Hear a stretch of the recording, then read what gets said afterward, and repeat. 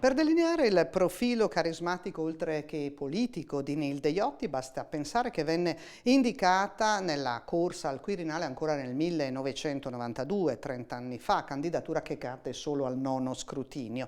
I tempi non erano maturi per un presidente donna, si disse allora, ritornello che abbiamo sentito anche di recente. Sta di fatto che questa ragazza nativa di Reggio Emilia, padre ferroviere socialista, la madre casalinga, insegnante e staffetta partigiana, già a 26 anni approda in Parlamento tra le fila del PCI. L'Assemblea Costituente è per lei scuola politica ed è cosa di non poco conto. È stata interprete dell'emancipazione della donna, forte, coraggiosa, tenace, capace di sostenere le sue scelte anche in controtendenza rispetto alle indicazioni del suo partito, autentica nella vita politica così come in quella privata.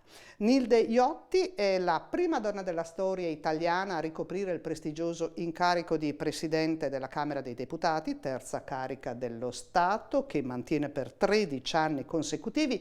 Prima donna anche ad avere l'incarico esplorativo per la formazione di un governo, glielo diede Cossiga nel 1987. 53 anni spesi per la vita politica e per il paese sino alla fine del 1999, quando si ritirò per motivi di salute e morì pochi giorni dopo.